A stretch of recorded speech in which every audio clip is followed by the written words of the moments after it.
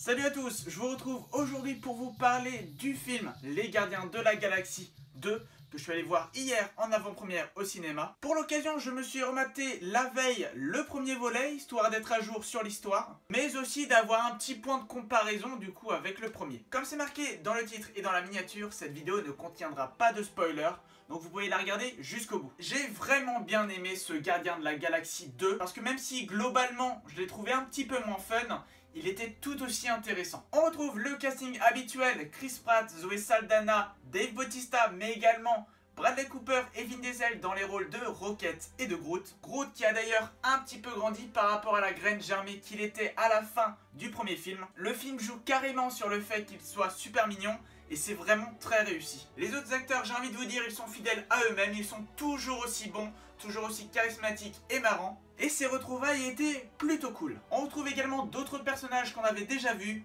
Yondu et Nebula. On a également la venue de nouveaux personnages, notamment Mantis, Ego et un personnage joué par Sylvester Stallone. Je ne vous spoile rien, c'est dans l'introduction. Et en parlant de cette introduction, c'est sûrement la meilleure introduction que j'ai vue depuis un certain temps. C'est en tout cas la meilleure introduction des films Marvel, je la trouve super cool. Elle est vraiment géniale, elle est marrante, elle est jolie à regarder, il y a vraiment beaucoup d'ingrédients qui font que c'est une très belle introduction. Et le film après sera à l'image vraiment de cette introduction.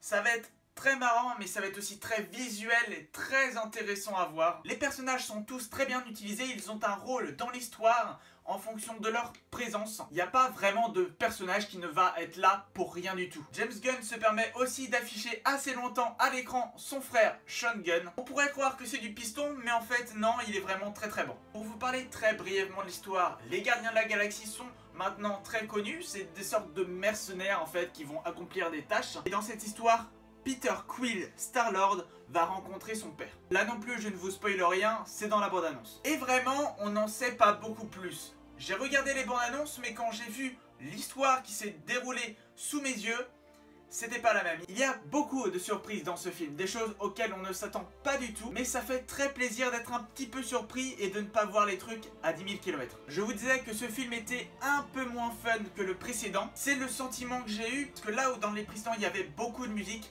et des musiques très entraînantes qui marchaient aussi avec l'histoire, avec l'action qui était racontée. Dans ce film-là, j'ai trouvé qu'il y avait un petit peu moins de musique, surtout moins de musique entraînante comme il y avait dans le premier. Ça pourrait s'expliquer avec un élément qui se déroule dans le film. C'est vrai que c'est un petit peu dommage. C'est le seul reproche que je pourrais faire à ce film parce que il est vraiment très intéressant. Il va un peu plus dans la psychologie des personnages.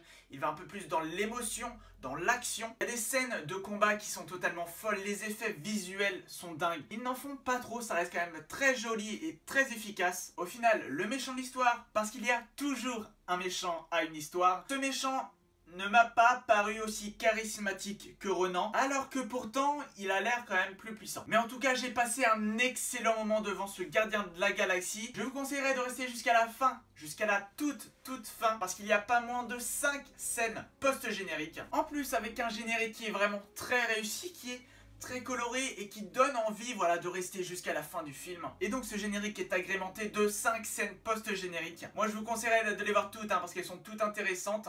Même s'il y en a d'autres plus intéressantes pour la suite des Gardiens, mais la suite aussi d'Avengers. Je vous laisse avec une petite musique très entraînante. N'oubliez pas de rester jusqu'à la fin parce que moi aussi, je fais des scènes post-génériques. Ciao.